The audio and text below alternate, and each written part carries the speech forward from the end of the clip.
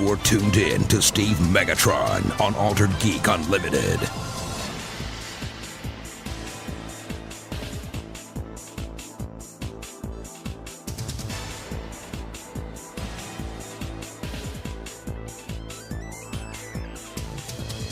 Hello.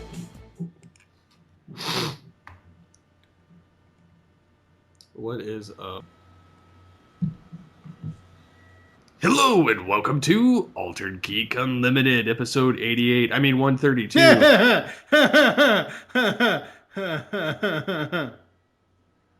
I almost gave you an April Fool's joke. Speaking of which, you have two of the GCRN fools here. I am Steve Megatron Phillips, and joining me is... When this baby hits 88 miles per hour, you're going to see some serious... That's what she said. TFG1 Mike. I thought that would be funnier doing it that way than trying to backdate to episode 88, since we actually missed episode 88. I didn't think you were going to backdate it. I thought you were just going to release it as, release it. We had 131 last week. Instead of having 132, you just mark it as 88 and put it as the current episode, just to throw people I should just off. call it 88 132. 88, 132. With no rhyme or reason to it. You know what you ought to do? So, you ought to do some math where it equals out to 23, and we can have a Jim Carrey reference.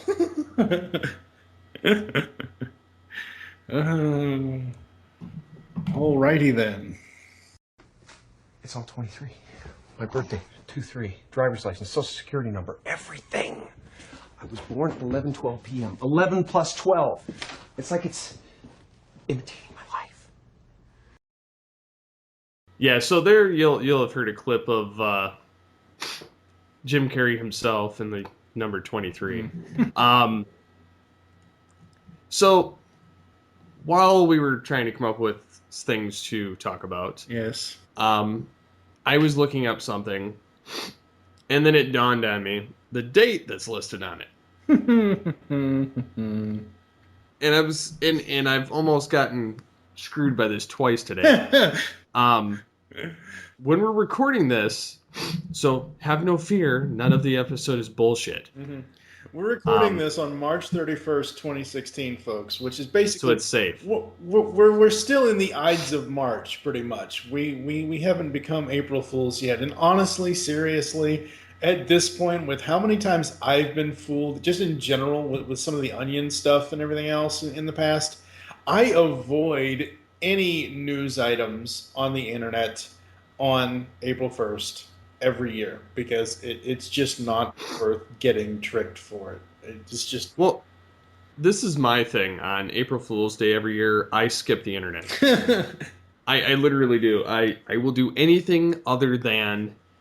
I will do graphic design. I will have conversations. I will stay away from my computer. I will watch television. Mm-hmm. I will not get on the internet. Yeah. And if I do, I'll have small conversations. I will not engage in anything that's on any website, because primarily it's all clickbait garbage. Yep. It is there. And while I understand the purpose of April Fool's Day, Mm-hmm. I'm not a fool. And I think that April Fool's Day and then playing with people as far as jokes with articles and whatnot is a waste of my time. With the internet, it's almost a waste of time for April Fool's Day anymore, because there's so many websites out there, and they all flood the market with them, so see, nothing can be taken seriously. Right, but here's the problem though. April Fool's Day, April 1st of every year, it's one of 365 days. It's the one day a year that has pretty much become irrelevant, because the other 364 days a year, you have websites constantly doing clickbait articles, no matter what it is. Somebody will put up. This is on Facebook. This is an image with BVS, and I'm not getting into the film. We're going to talk about that later. But it was an image with BVS. And it said on it, the safe word is Martha. And I'm like, oh my God, I just don't even know what to tell. But it's stuff like that where websites, and not all websites do this. Not every single website here in the U.S. or around the world does the clickbait stuff. But the ones that do, just they basically make April Fools irrelevant because you're still going to that website and getting kind of fooled by Well, by you know. and you bring up an excellent point here. And I'm not trying to bash on any of the websites. I'm not even gonna say any of them, but I'm going to mention one by name, Yeah. but I'll wait a minute for that. This is kind of my question: is do clickbait articles bother you? Like, and this is just to anybody. Like, I'm just genuinely curious. Like, does it bother you, or do you think it's too saturated, or the fact that they'll try and make an entire article out of one little word or statement? I find it personally annoying, but that's because I think it's dumb. And then especially you get websites kind of like moviepilot.com. Mm-hmm. Anything from them is clickbait. Or and it's garbage. Or comicbook.com. Yeah, I found some stuff on them to be irrelevant recently too. Well, there's generally one main website for my comic book news that I go to that I know I can trust, which is comicbookresources.com. I use them for almost everything comic book or comic book movie or superhero movie kind of thing as far as getting news from them. But a perfect example, I used to use newsarama.com as well, and they turned me off by wording something wrong. I don't know if it was worded wrong from their person posting the article or if it was worded wrong from the company that gave them the news. But this was back last year when TMNT issue 50 was coming out from IDW. And in the solicitation, which comes from IDW, so it's probably IDW's fault. I don't know, and I'm not sitting here going to blame them because I love IDW, and they've done a whole bunch for me on the pull bag and everything else. But anyway, so the solicitation comes out, and it says, this could be the last issue, or it says something about this is the end kind of thing, kind of leaving it up in the air, like, oh my God, is TMNT going to continue? And I have had 2 interviews with the editor Bobby Curnow from IDW that edits the Turtles book, and he said they're well on their way. They've already got plotted up to issue 100. So I knew, but the way that Newsarama.com, the way they worded the article or the way they rewrote the solicitation, they made it sound like, and this could just be me reading into it, I'll fully admit that, but the way I read what they wrote is that they were saying TMNT issue 50 would be the last issue of the comic book series, Teenage Ninja Turtles from IDW. And I'm like, what the hell? Like, seriously? And then I think this was like right before Joe and I did the second interview with Bobby Curnow from IDW. So, but it's stuff like that. It's not even that. It's not even a website that just puts out a headline there, like a shocking headline, like Kim Kardashian replaces Olivia Wilde as Psylocke. Not that that's ever going to friggin' happen, but you know what I mean? Websites will put out a headline, like an eye-grabbing headline or an eye-catching headline, and then you go to it, and then it's just so they can get your click to go to their site. And it's like, are you serious? Really? You're that desperate for attention? Yeah, my thing is I have to play this game of watching the filter. Basically, I have to like vet it with a bunch of other sites to make sure that it's legit information. Mm-hmm. And while I do get some of my stuff from comicbook.com because they send me the newsletters, Mm-hmm. I filter through that. Like, I will take, literally, I'll get, because I do the daily emails, so I get any of the news stuff. I literally will take maybe 5 articles out of that throughout the entire week and put it in this show of the stuff that I've gotten from it. And then the rest of it, I just delete the email. But yeah. I don't do email newsletters anymore. I haven't done them in years because they constantly... That's one thing I cannot stand is getting too many emails from anything. And it's not even like, you and I talk all the time, so it's not unless we're sharing files or sharing ideas that need more than 140 characters or need more than an actual conversation. We very rarely email each other unless it's something that was sent to one of us and not the other, or vice versa. But it's one of those things where I almost don't even use email that much anymore for actual conversations with people. And Yeah, I use it very rarely. Yeah. It's usually when I'm dealing with a company Yeah.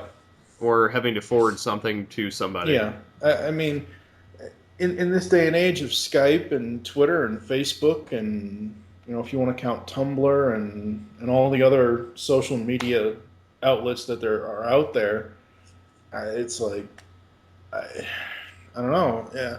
Um, but yeah, the clickbait stuff, because I'll be the first to admit I've gotten caught by clickbait so many times, and that's what I can't stand, is that I actually, even though I looked at the source and looked at the website, it's still like where I usually get caught, and this is not getting caught like by the Onion or something, but like there was a news story I think recently in the last few months about some celebrity passing away, and apparently this happened like a year and a half ago, but somebody on Facebook had reposted it as if it was new today, and I'm like, oh damn.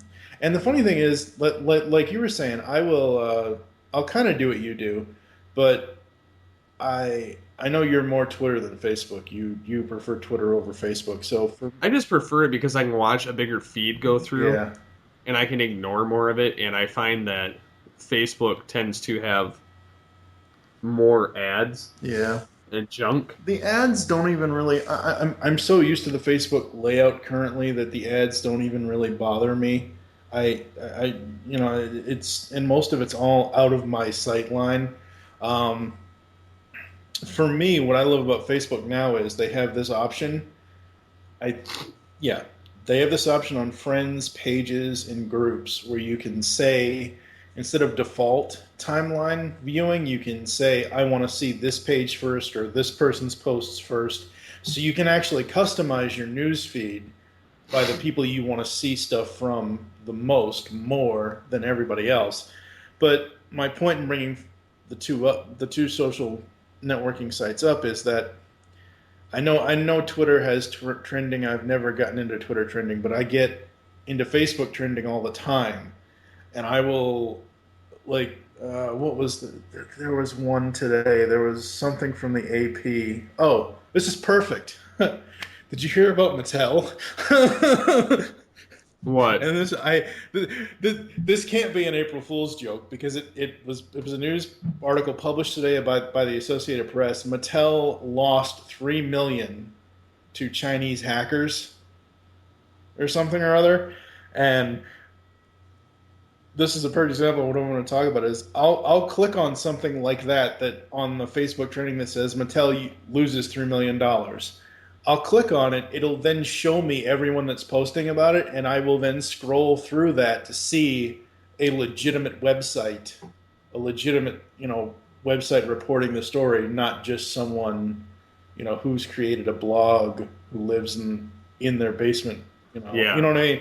So it's that kind of stuff, but it's just the way we get. Can you believe? I mean, when we were kids, we got news from television and radio, and now, because of the internet and all of the instant gratification and all of the instant communication, we get the news from the internet.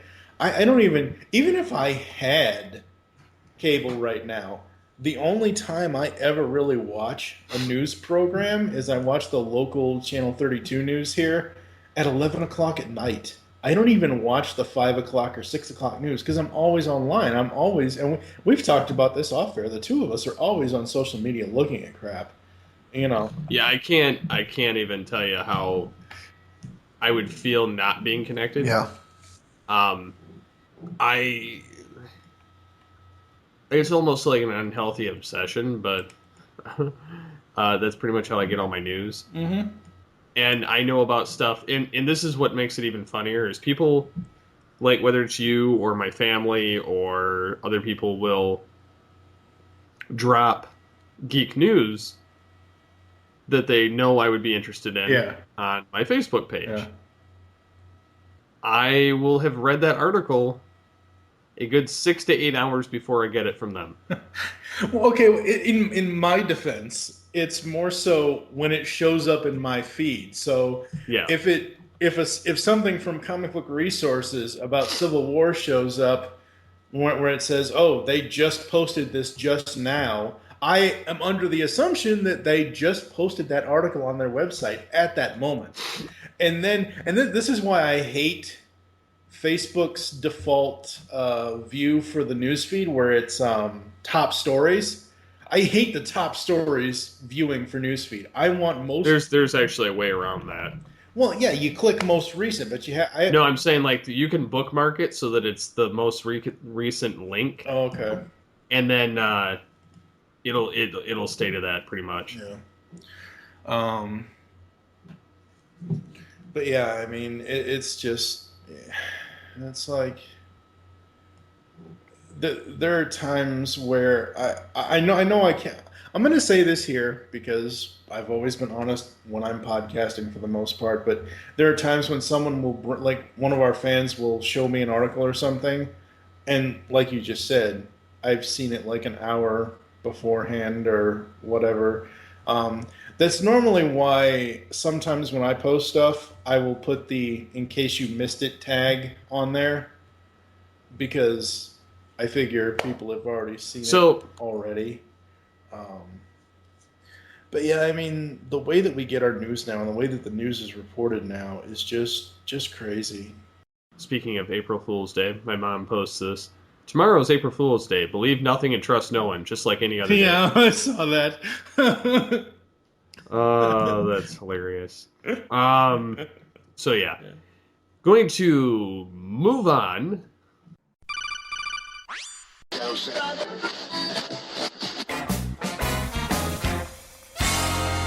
Welcome to the Wicked Radio Network.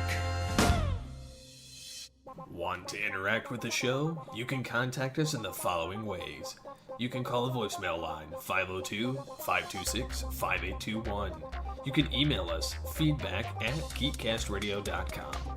You can visit the episode post on geekcastradio.com or alteredgeek.com. You can get a hold of us on Twitter @alteredgeek. Look for us every week on geekcastradio.com, of course, Stitcher Smart Radio, iTunes, Blog Talk Radio, and alteredgeek.com. And now, back to the show. Batman v Superman. Now, we're not going to go at it the initial way that everyone seems to be going at it, which is either attacking it or gushing on it. We're going to break it down.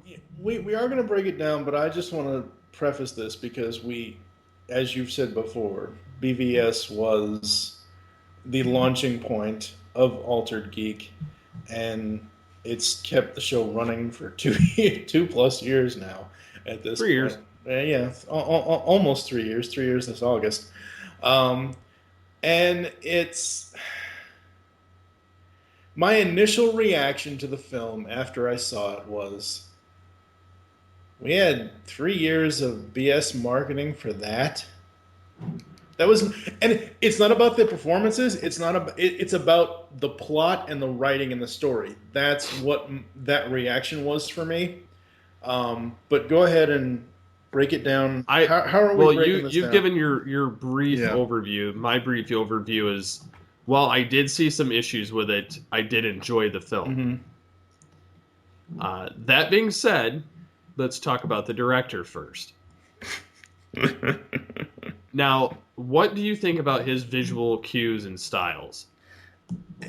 Based on what you've seen in this movie compared to like any of his other films. Okay, so the only other film of his that I've seen is Man of Steel. I have not seen 300. I have not seen. Did he do Sin City? I don't even remember. No, that was Tarantino. Okay, he did Sucker Punch. Okay, yeah, I have not seen The Watchmen. Yeah, and I still have not seen The Watchmen. I know everybody's gonna comment saying, "Oh, TFG1 Mike, you need to go see The Watchmen." I have little to no interest in getting to know those characters. So Zack Snyder, until Man of Steel, was pretty much a new director for me. So Man of Steel is the only thing that I can really judge him on. And because this movie picks up 18 months after that movie, although some events do take place, and I'm not talking story-wise, just visually, like how things kind of showed up and the colors and. I mean, his style, his filmmaking style, his directing style, his visual choices. The movie looks great. The backgrounds, the characters, the designs, all the Batmobile was frigging fantastic. All that stuff looks great. But for me, it has to have a very well written story to go, a very well written plot to go along with it, and We'll touch on the story in a minute. Yeah. My introduction to Snyder was Sucker Punch, and it's interesting. It's not quite my favorite movie, and it is a bit confusing at points because it's you have one of Snyder's, well, many of Snyder's kind of key elements, much like J.J. Abrams and his lens flares and shiny stuff. Okay, and rebooting the same stuff. We'll talk about Abrams later. I have something else on that. But I was going to say, since you brought him up, yeah, okay, I'll wait. Because there's a good conversation to go with that one later. Yeah. I had this one in class yesterday, so it's great. And I'm pretty sure you're going to touch on the same thing I'm thinking of. So the thing with Snyder is he has the dark, muted colors. He has intense violence in the action. He has a lot of like sex-ish type scenes. Although it was very muted in this film, you do get the fact that Bruce Wayne slept with someone and Superman was banging Lois Lane. So you get those two elements out of it, but you don't really see anything, which is kind of refreshing compared to some of the other kind of scantily clad type things he does in his other films. Okay, well let's compare Snyder to the explosion director here, because that's really all I can compare him to when it comes to the sex. Michael Bay. Yeah. Okay, so here's the thing. In BVS, you have a scene where Lois is in the bathtub. There have been plenty of other films, plenty of other television shows on paid cable or even basic cable that show women in a bathtub. And basically Clark comes in and they have, you look at one of He climbs in the tub. Right, basically. You look at one of our favorite films, one of our favorite film series, Lethal Weapon. There's a scene in Lethal Weapon where a fully clothed Mrs. Murtaugh, Roger pulls a naked Danny Glover. We don't actually see him naked, but he's in the bathtub and it's his birthday or whatever else. He actually pulls her into the tub. So I've seen stuff like that before. I have no problem with that whatsoever. But like that I thought was tastefully done, whereas half the stuff Michael Bay does, looking up Megan Fox's skirt, that's overly sexualized to me, I think. But Agree with you. The stuff in this wasn't okay. Bruce Wayne slept with somebody. He's a Playboy millionaire. I mean, but how's that any different than like Tony Stark? Yeah, So I mean, and there's a lot of comparisons between this and some of the Marvel stuff. It's just because it's so dark and muted, people are going to give it crap. One of the, I guess we should go into the characterizations and the acting. Okay. For the next step.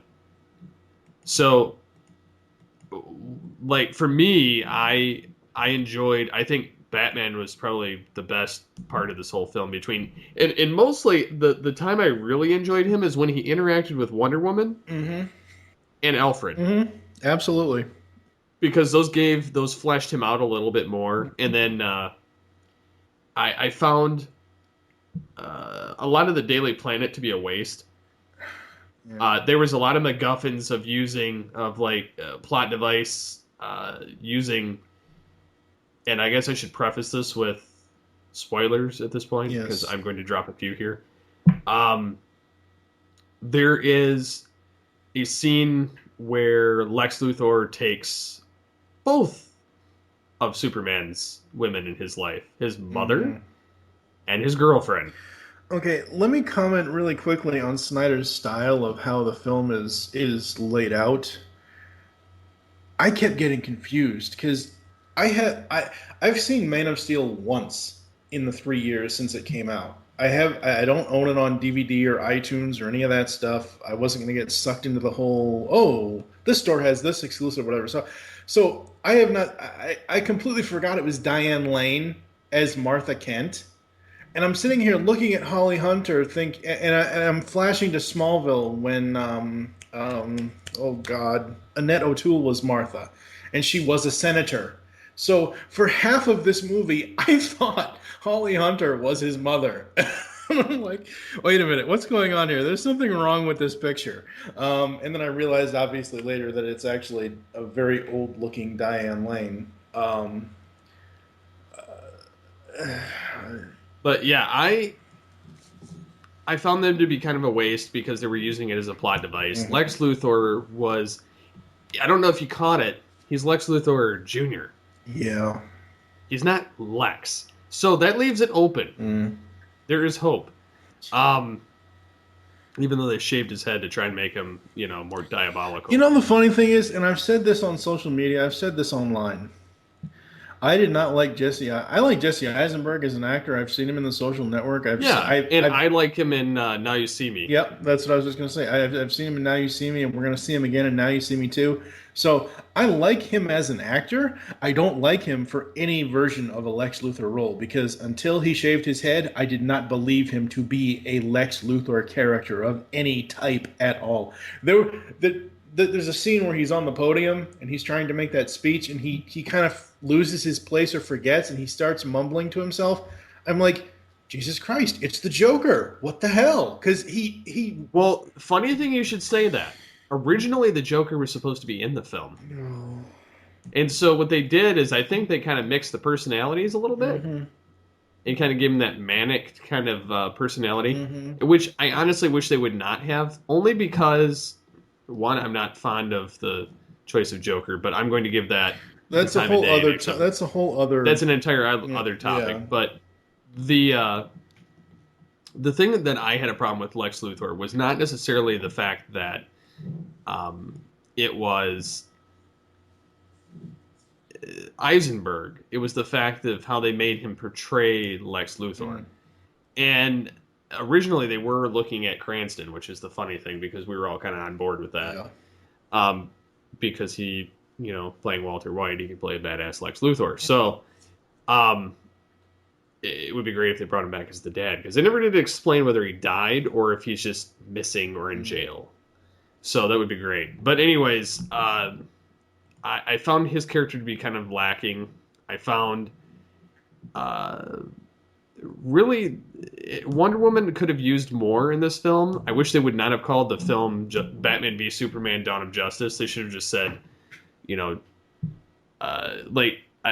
could have even called it World's Finest because it was essentially them being pitted against each other and then having to come together to fight. I understand where you're going with that, but I am sorry. The way that this film plays out and the way that it leads up to the fight, which the fight wasn't even... The fight was just not long. The fight should have been half of this film. And I'll talk about the time length of the film later in some other breakdown. Okay, they could have called it Batman, Superman, Doomsday. Yeah, they could do that. And then had it... Yeah. And then because it could mean anything with that. Yeah. But, and I didn't have a problem with the jumping, the dream sequence, even though it was an Inception dream sequence, because it was a dream within a dream. Yeah. It wasn't a bit abrupt, but I understood all of what this film was trying to portray. Yeah. And I understood it. I didn't care for... Well, the dream sequence was to articulate what is going to happen when Doomsday shows... Or not Doomsday, Darkseid shows up. Right. And it's showing, in the future. Yeah. And the thing with, Batman fighting Superman... And then you get to see Flash come through the portal. Yeah. which, by the way, goatee Flash, no thanks. We'll talk about Flash in a bit. Yeah. That was even okay to some extent, although it was a bit gratuitous. They could have left out the dream sequence. They could have left out the Flash easily. The thing with that is they had the dream sequence, then Bruce Wayne wakes up, and then Flash is all of a sudden in his face. And then he wakes up again. Yeah. And the Flash thing is saying, Lois is the key. While it was interesting, and he was saying that he's not wrong about Superman, which tells me that he's got to have that at the ready in case he needs to do away with him. Once again, I'm going to compare Snyder to Bay.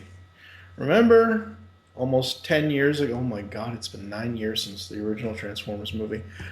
2007, 2006 leading into 2007, I read all these stories about how Michael Bay didn't give a crap about what any of the fans thought. He was going to write his own movie. He didn't care about homaging any part of the Transformers lore. He was going to do whatever the hell he wanted to do. Okay, as the movies progress, he then ends up putting in you take a look at Revenge of the Fallen, the pyramid thing at the end there. That to me personally, my personal opinion, is an homage to Megatron's plan with the Space Needle in G1. The solar sundial where he needed Gear's chip or whatever it was in season 1 of G1. So he eventually put in homages to various Transformers lore. Here's the thing with Snyder in this film. I don't know if this was Warner Brothers, if it was DC, if it was Snyder, if it was the writers, whoever it was. They tried to cram so many variations of Batman, so many storyline variations of Batman and Superman fighting each other. Like the whole thing where you said about Lois being the key and Lois dying or whatever it is. That happened in the very first issue of not Injustice.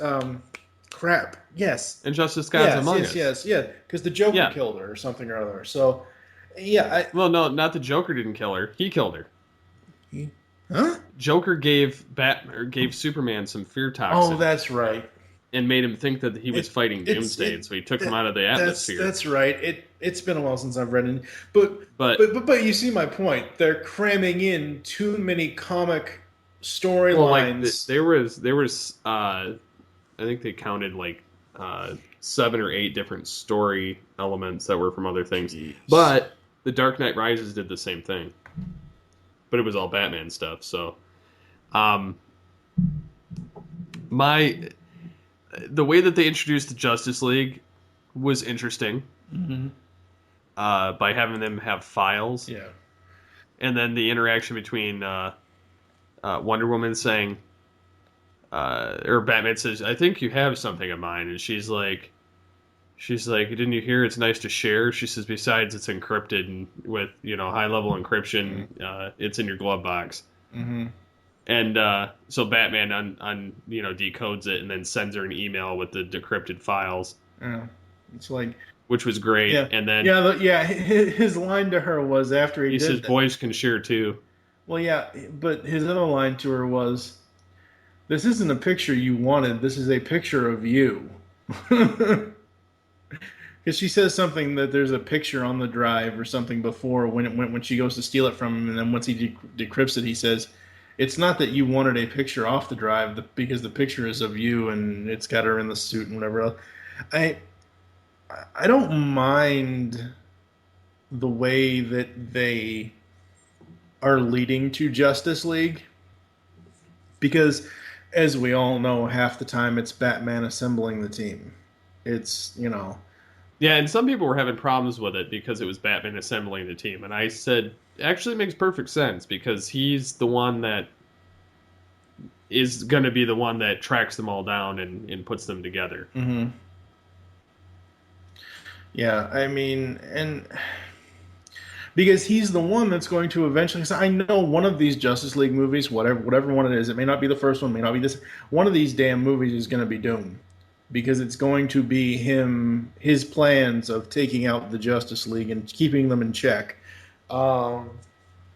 So it made sense to my main complaint about the story and the plot and all that is there's too much of it. There's too many things going on. There's too many different storylines.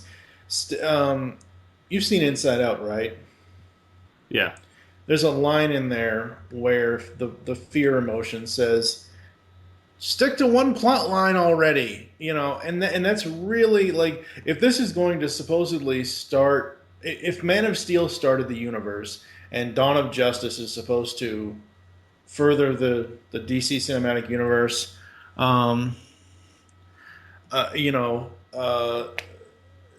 it should have been just either the fight and the assembly of or the planning of the assembly of the league, or it shouldn't have been all this in.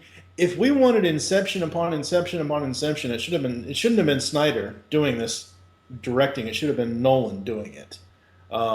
Because no, I know, but you made the comment that it's a dream within a dream, just like Inception. So that's what I'm saying. I think Nolan would have done it better, and I wouldn't have such a big Like, I got confused as all hell with the dream sequences. I did not know what the. I understood that it's a future. What it was a foreshadowing of a possible future. Yeah. If Lois did not stop Batman from, fighting Superman, essentially, or if Lois had died at the hands of Lex, then probably all hell would have broke loose just like that. But no, I mean, I think the movie was pretty good overall. There were a lot of plot holes and issues. Yes, the characterizations weren't that great, to be honest. Like as far as they didn't have a lot of time to grow.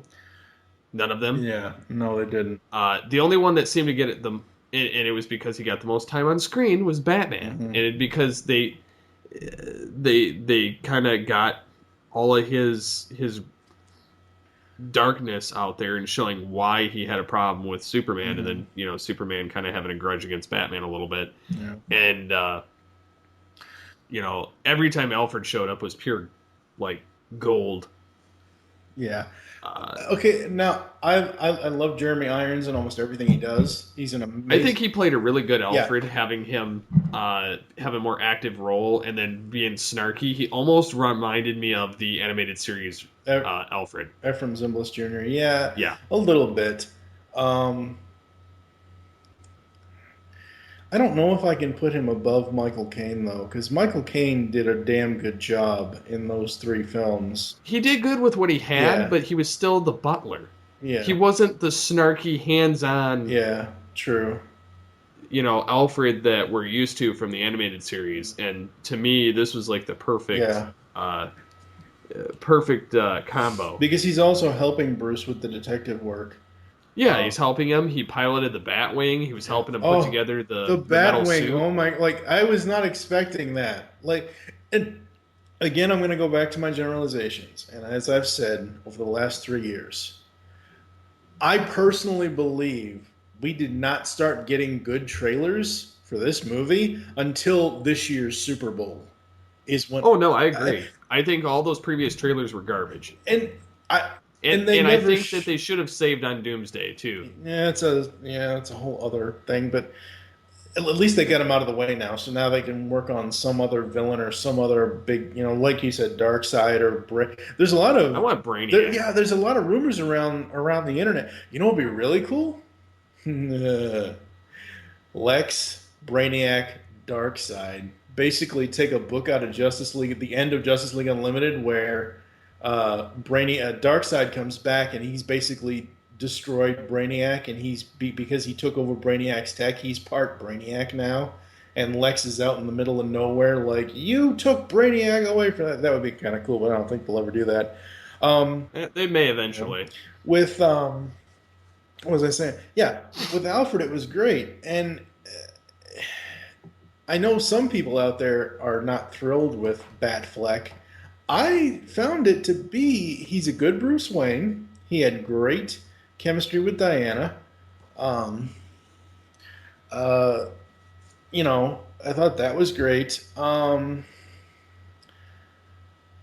At first, I thought they brought the vocoder in when he got in the super giant metal suit, but that's not the case. He had the vocoder the entire time, even when he was in the regular bat suit. I honestly don't mind having the vocoder. Well, yeah, because he wasn't changing his own voice. Well, he just... Because, okay, so, all right, we all know what Ben Affleck sounds like now, okay? You go back to 1998 and watch Good Will Hunting. You watch a young Ben Affleck in Good Will Hunting. You're going to go to the Harvard Yard. The Harvard Yard, and, you like apples? Well, how do you like that? You know what I mean? So Ben really does. Ben has his voice that he has now, but just like me, when I want to break into it, I can still break into my Boston accent. Ben really doesn't have, and this is just me, my personal opinion of the guy from what I've seen him do over the years. He doesn't have a lot of vocal range. He can't, chew up a bunch of gravel and spit it out like this, like Bale did. Ben can't do that. So I honestly did not mind the vocoder. I thought it made it better because it gave us a Batman voice that is also Ben Affleck, and I thought that was really cool. Like I already said, the Batmobile. Oh my God, the Batmobile, and then the Batwing. Because the trailers, I don't think the trailers ever showed the Batwing, so I was super surprised when that came.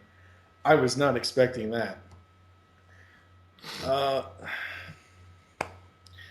But I think that the film, while it has its issues, I think it still is. It got unfair rankings prior to the release. There was a screenshot, oh God, from Rotten Tomatoes when it first came out. That's another subject. I know. But I'm just saying, you've seen the screenshot, right? I don't know. Where it's a screenshot of Rotten Tomatoes where they have Daredevil as the highest, two other movies, and then Batman v Superman at the bottom. Yep. And honestly, and I know a lot of people point this out to me, and I've looked at this before. RottenTomatoes.com or .org or whatever. I think it's a .com. I don't even know anymore. I don't go to Rotten Tomatoes. Yeah, I I never use Rotten Tomatoes, and the funny thing is somebody posted earlier this week. Give me 2 seconds to find it. All right, here it is. There was a guy called Jay Elecwanza. Mm-hmm. I don't know, on Twitter. Mm-hmm. He says the fact that Rotten Tomatoes had the Daredevil movie rated higher than BVS is all I needed to know about their rating system. Yeah, and then In Session Film replies to that and says Metacritic is a more accurate representation. Yeah. And Rotten Tomatoes has never gauged a film that I watch. See, here I don't judge. I don't use them at all. Yeah. Well, see, here's the thing with Rotten Tomatoes, and this, I think it was Movie Revolt Dan or somebody, it might have been Optimus Solo, I don't remember. One of our other hosts, one of our other friends pointed this out to me.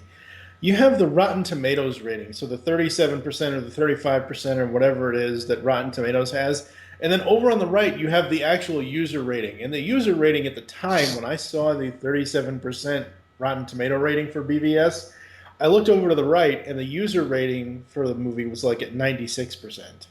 So I miss the days, and obviously we can't go back because they're both up in heaven arguing over films now, but I really do miss the days where you could actually turn on a television and watch Siskel and Ebert and get somewhat of an honest opinion of whatever film it was. See, I would watch them with an open mind. Mm-hmm. And then I would disagree with them off screen. But now I can do that at my own luxury. Yes. But I didn't much agree with them on a lot of things. But it's the point is you still had legitimate critics, whereas now, like, I don't know. There's not really any of them out there that are like, even that Richard Malton or whatever. He's not even doing it anymore. Leonard, yeah. So I mean, they're like those big three. Like, you don't hear anything from anybody else besides. I mean, we live in a day and age where everybody's a critic. Where everybody's a critic, and oh God, did you ever see the Yelp South Park episode? Cartman and a bunch of other people in South Park all became Yelp reviewers, and it was this whole thing about Yelp. So anyway. it's one of those things where, and I think, and this could just be me, listeners, if this is just me, let me know in the comments. When I was a kid, from the time I was 7 until the time I was 15 or 16, I would always watch Entertainment Tonight or Access Hollywood or whatever they had at the time to get the entertainment news, because that's all we had back in the 80s was like something like Entertainment Tonight. You know, and now you have E-News and you have VH1 and MTV News, but my question for the listeners is, do you guys actually still watch entertainment magazines on TV like Entertainment Tonight or E-News or something like that to get your entertainment news? Or would you rather just go sit at your computer and do what we do, find news articles on your own? Because here's the thing, half of the movie critics that we grew up with, Siskel and Ebert, Leonard Maltin, all these other people, they would do film reviews on camera for these news magazines. And you don't really see that a lot these days. You look at something like Good Morning America or what's the other one?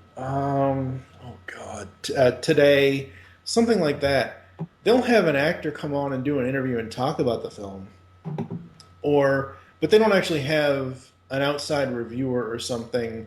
I just think it's a dying media platform at this point to actually have a film critic be on a television show telling you that they saw the film and what they thought of the film.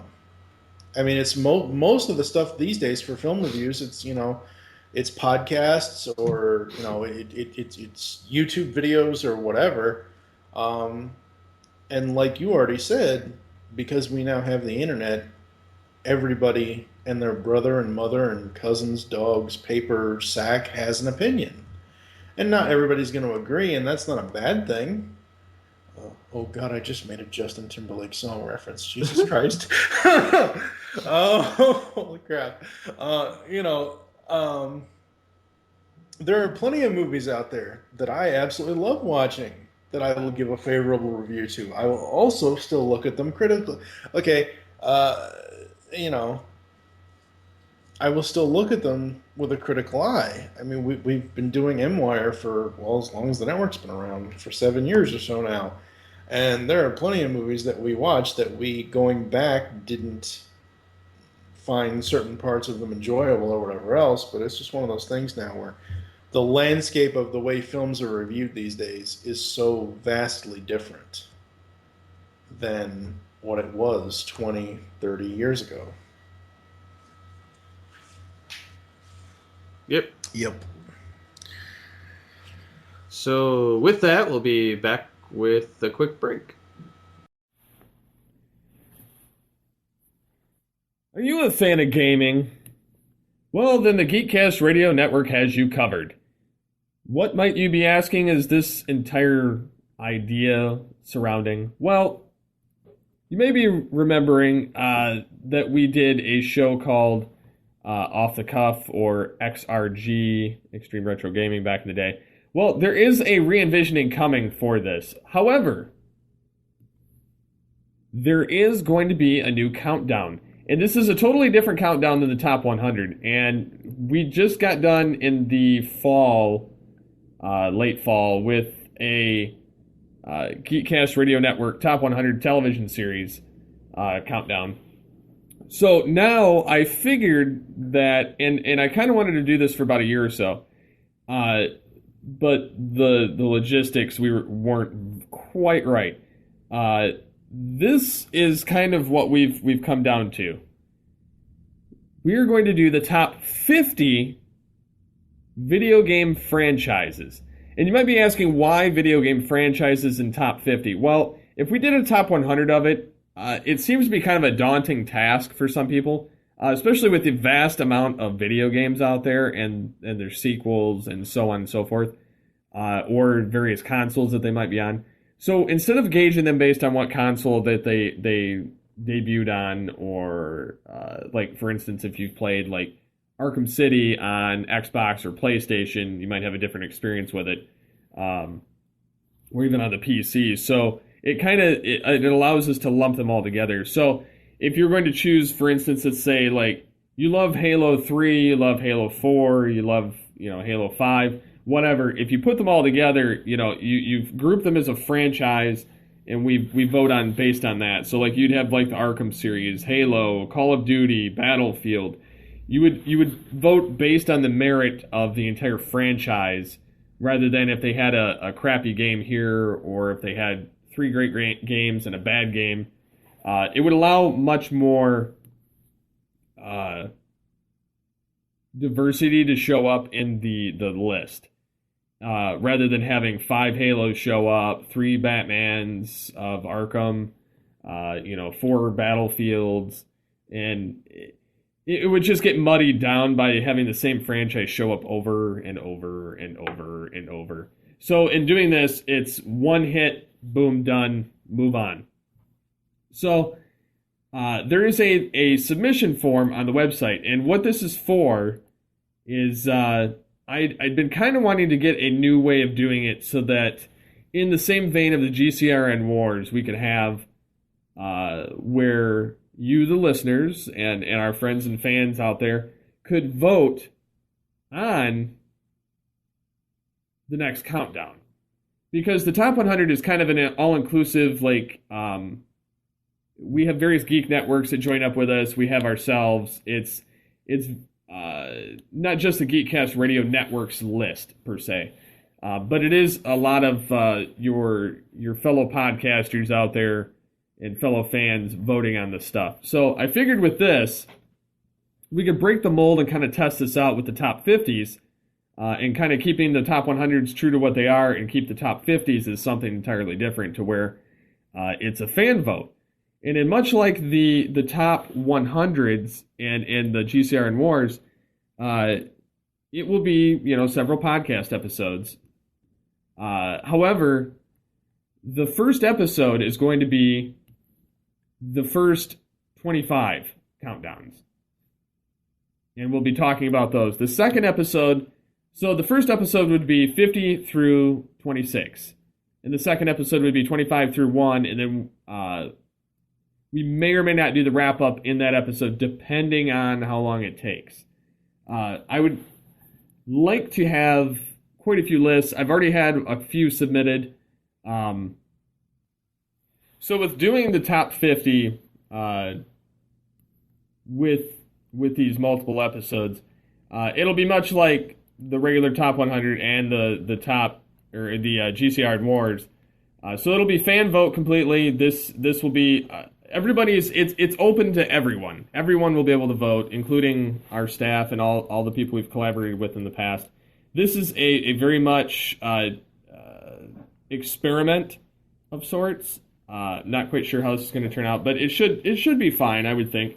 But it definitely allows for everyone to submit and give their name and whether they're affiliated with a place, or if they'd like to be put on kind of a mailing list for information. There's also a spot where you can submit a Excel document. So if you don't feel like filling out this 50-page, or not 50-page, 50 little type-in box form that's on the website, you can also submit by email your submission, and it will allow me to easily incorporate it with the other lists. So there are 2 methods to doing this. It will be quite interesting, to say the least. So yeah, definitely go to the website. It's at the top of the website. Check it out. It's the top 50 video game franchise countdown. So yeah, until the next clip, see you in a minute. Hi, this is Pat Fraley, purveyor of Doc Doug and villain voices, and you're watching Altered Geek. So I think to wrap up the episode, we will do the Transformers. Huh. What? Yeah, okay. I'm like, wait, What are we doing with the Transformers? Then again, I don't want to really know that question. It sounds like a personal question now. Yeah, you do what you want with the Transformers. No, I don't want no, to no, that. no, no. Oh, God. Okay, so Although Masterpiece Optimus Primal is out, no, that's good. or coming out in October, I mean. So I made a joke in this week's pull bag in the middle clip. We myself, Amy, Nicole, and Heather reviewed the IDW Transformers Deviations, and the story. It's a one shot. The story is what if Optimus Prime didn't die. And in the episode, I say to Heather, because Heather's a huge Megatron fangirl. We're talking about no matter how you change the story, Optimus and Megatron normally don't really have a good day either way because they both end up dying. You know, Megatron turns into Galvatron and all that stuff and everything else. And I'm like, well, you know, I said something about Heather riding Megatron like a bucking bronco, and it just cracked her up. And apparently they thought I said they thought I dropped an F bomb, and I'm like, no, bucking with a B, not an F. So that was funny. But yeah, Transformers BotCon, April 7th to the 10th, 2016, here in Louisville, Kentucky at the Galt House Hotel. It's gonna be crazy. It's just gonna be crazy. I don't currently have the funds to attend, not even as a general admission. I don't know. And I'm just kind of not really there. I'm just not into what they're doing for this quote-unquote last BotCon under Fun Pub or Brian Savage or whatever the guy's name is, or I don't even know. It's Fun Pub. Yeah, so the only thing I was super excited... Expensive pub. Yeah. The only thing I was super excited about was something that was announced, I think, this morning or last night or something or other. I noticed Stan Bush on Twitter retweeted tformers.com. So I looked at it and I'm like, okay, Stan Bush and Vince DiCola are going to be doing a live concert at 4th Street Live here in Louisville, Kentucky. I think it's Saturday night at 8:30 p.m. It is open to the entire public and it is a free concert. So you don't even have to be, to my knowledge, you don't even have to be a BotCon attendee. You can just come down and show up. And the way that I have to explain all this. So 4th Street Live is Louisville's downtown kind of, not club thing, but entertainment kind of district thing. It actually used to be the Louisville Galleria. If you've ever seen think of like a greenhouse. Okay, so it's all glass. It used to be an all glass enclosure, and it was basically a mall for downtown Louisville. So they turned this into 4th Street Live. There's a bowling alley down there. There's like a EB Games or Babbage's or a GameStop, whatever it's called now.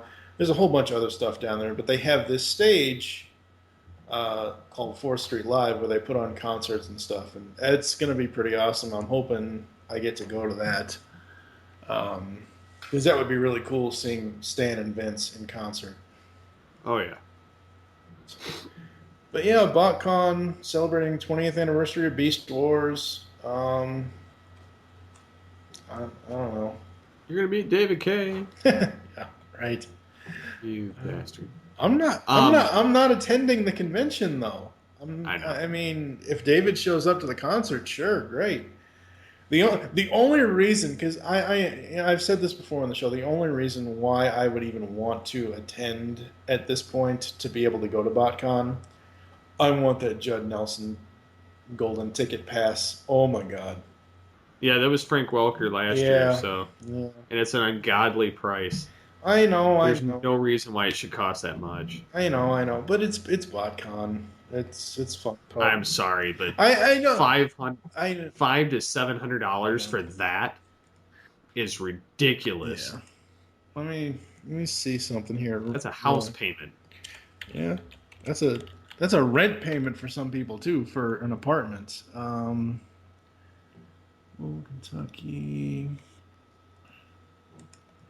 But like I don't know. It could be because I'm poor and I'm cheap. So between the two. Okay, so here, I'm going to read this verbatim from the BotCon website just so I get it right. We are thrilled to offer the BotCon 2016 Judd Nelson VIP Pass. This package upgrade allows you access to our very special BotCon 2016 guest, Judd Nelson. This is the first ever appearance for Judd Nelson at a Transformers convention. The VIP Pass is $129 and is in addition to the cost of your Primus Golden Ticket, Primus, Minicon, or Protoform package. The Judd Nelson VIP Pass includes 1 autograph signed in person by Judd Nelson, Friday afternoon, 1 professional 5x7 photograph with Judd Nelson, Saturday afternoon, exclusive Hot Rod art print, exclusive Hot Rod Colosseum pin, it's a pin, and awesome. First seating at the Judd Nelson panel. Please note that there will be no photography permitted during the autograph session. Yeah, because they make you pay for that. Yeah. Wow. Okay, so they have 2 options here. You have the VIP pass that's included with the other Primus packages, or the general admission ticket for $189. It's essentially the same stuff as what I just read. Yep. So, yeah. Late registration. Yeah, call. Speaking of conventions, Yes. I'm going to be going to Midwest Media Expo, Yes, you are. and that's a couple weeks. Yes, it is. And the kind of awesome part about this whole endeavor is their guest list. Mm-hmm. And these are the people. Now, mind you, they don't charge you for autographs. It's included in the price of the of admission. Yes. Yes. So they have Jeffrey Combs, Ratchet from Transformers Yes. Prime, among other Mhm. shows. He's also in TMNT. Yep. They have Greg Weisman, Mm-hmm. which is Gargoyles and Young Justice. Mm-hmm. Jason Marsden, Gear. Billy West, Ren and Stimpy. and Fry. And Fry and Yep. and Bashful in the 7D. But yeah. We also have John St. John, which is Duke Nukem. Mm-hmm. Kyle Hebert Mm-hmm. is Gohan, I think. Isn't he One of them. Goku? No, he's not Goku. That's Sean Schemmel. That's Sean. Yeah, he's Gohan. Okay. And then he's the announcer for Dragon Ball Z, I think. Mm-hmm. You have Steve Downs, the voice of Master Chief. Mm-hmm. And then there's like a ton of other people going, that are guests. They got Richard Horowitz, who's Zim on Invader Zim, Yeah. among other things. But yeah, I mean, just the list of people that are going alone are enticing. Mm-hmm. And I was like, well, all of these people are very interesting. I want to meet some of them. I want autographs. I want pictures. They will be very accessible. We want to get their contact details for interviews later. Hey, it's partially a business meeting, all right? Yeah, I mean, I'm, but no, I'm going to be going, and I should be getting all their autographs anyhow, because of something that I entered into prior, cool. which I'm not going to divulge any information on. But yeah, I'm pretty geeked about going. It's my first like local general geek convention that I'm going to. So, and I was debating this one or Motor City, actually, but I really wanted to go to this because it was different. And sometimes you get different media people that show up. Just depending, they get more of the modern media people, instead of the people that have been around for like 50 years. Not saying anything against them, but like you go to Motor City Comic Con, your cheapest autograph or picture is $60. Oh. And the most expensive is like $200. So, and don't get me wrong, I wanted to go to that too. But Motor City Comic Con, their media guests, and I'm just doing media, I'm not even looking at the comic because comic would take ages to list. They got Adam West, Burt Ward, Four Horsemen from Mattel. WWF. They have, and these are just names that I vaguely know from some property. Like you have William Davis, Jason David Frank. They got some cosplayers in there. They got some people like they got Allison Mack, who's in Smallville. They got Eldon Henson, who's on Daredevil. That would be a cool guest to get. They got some people from Doctor Who. They got, this one just makes me laugh, Tara Reid. She's like in Sharknado 4 or something now. So Christopher Sabat, who plays Vegeta and Piccolo on Dragon Ball Z. Robin Lord Taylor, who's Penguin on Gotham, which would be kind of cool. Have you, since you brought up Penguin and Gotham, really quickly, have you seen? Yes, I've watched all of it. Pee-wee's Christmas thing or holiday, whatever that. What, his new movie? Yeah. I started watching it a couple, like when it came out, and then I haven't been back to it because of reasons. So my girlfriend Jen says she watched it, and we were talking about it, and while it's great that Paul Reubens has an acting career outside of the mainstay role that most of us know him as Pee Wee Herman. Yeah. He's too old for that character now. I just can't. He's too old for it. Like, he was in the Blacklist, I think, in season 2 or season 3. I don't even. He was in the Blacklist as a character. He was in He returned to the Batman roots because he was the dad of Penguin in Batman Returns, and he's now the dad of Penguin in Gotham, which I think is going to be kind of cool. But I'm not too sure on. And I haven't seen the new Pee-wee movie, so my general opinion has nothing to do with the content of the film. I just think he's too old for the character now. Yeah, I still have yet to watch it to actually make any kind of judgment call. But yeah, I don't know. I like it, but yeah, going back to the convention thing, I'm looking forward to that. I'm planning on doing some like video and images and uploading them. I did, and nobody will probably notice this, but I did create a GCRN Instagram page.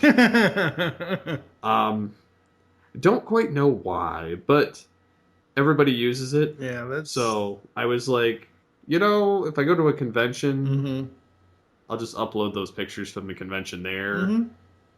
So it'll work. Have you guys ever thought of taking the boys? I know Nolan's too young, but Ian's not too young at this point. To like here in Louisville, we have the Carl Casper's Custom Auto Show.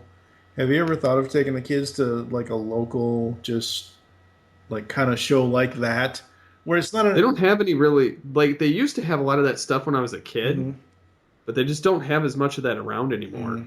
I know they're trying to revitalize some of Flint, but obviously with the water issue, with the state wanting to poison everyone, nobody wants to come that here. Too. So I'll leave that alone. You guys but no, they're gonna have a Flint comic expo type thing, which is at the Flint Farmers Market, which is pretty new building. At the end of April, so we may end up taking the boys and going to that. There's not going to be any like high profile guests or anything. It's just going to be small Comic Con, be interesting. I mean, does Michigan do a state fair or no? They do. It's in like Midland. Okay. But I've never been to that one. Our county has one every year in August. Okay. But we haven't been to that recently because it's a waste of money to take the kid on it at this point. Yeah. But Because Kentucky, we have the Kentucky State Fair, and that's usually like a week in August at some point, and they have a whole bunch of free concerts. They have a whole bunch of stuff at the fairgrounds and everything else, and obviously we have the giant 2-minute horse race event with the Derby and all that. But there's a lot of stuff here that they constantly put on. Like I've never seen like. You think of New York and L.A. and Boston and lesser extent Dallas, Texas, or you think of all these like I said, Los Angeles, Hollywood, San Diego, San Francisco, all these other places that have all this art and performance stuff and everything. Louisville's got a lot of stuff. We've got the Kentucky Center for the Arts. We've got Actors Theater. We've got a whole bunch of cool stuff. I don't think it's the Ringling Brothers, but I think almost every February they have a circus here at some point or another. There's just a lot of events, and I just figured that maybe if where you guys are, that they have a lot of events like that kind of stuff, you could use, the GCRN thing is like, hey, we're out and about with the family, and we're at these events. You can take pictures of that kind of stuff, I guess. I don't know. Yeah, I mean, we're going to try and hit up some conventions, but mostly going to be local since we're going to have to buy a new roof for our house. Oh, boy. Yeah, it's leaking.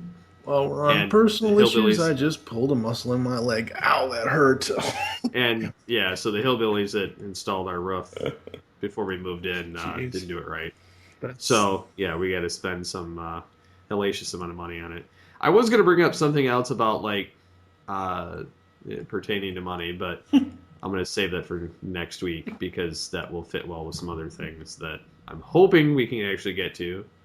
I'm going to try and reach out to some people and that's what get some. That's what BMW stands for: big money waste, or beats my wife, or. No, thank you. I would rather go to the words money pit. Yeah. How about that movie? How about BMW backwards? Wanted Mercedes Benz.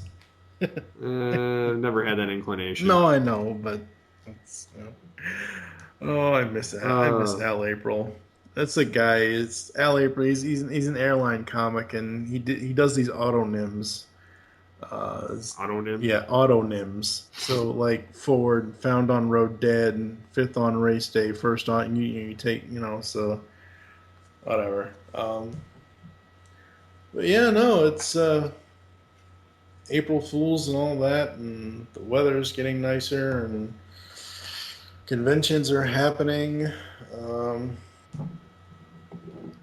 Yes. Mm-hmm. So, anything you want to pimp out real quick before we go? Yep, starting June 20th, podcast organization without a cool acronym, our Phineas and Ferb review shows starts 104 days for 104 podcasts. Oh, Lord, help me, please. Oh. So far, we've got the first 4 episodes recorded. Only 100 more to go. Yeah, the math on this is not working out very well, and everyone knows math is not my strong suit. So, yeah. How can the people get a hold of you on Twitter? It's at TFG1 Mike. And I am at SCP-21. So, until next time, get Altered Geeky with the Altered Geeks.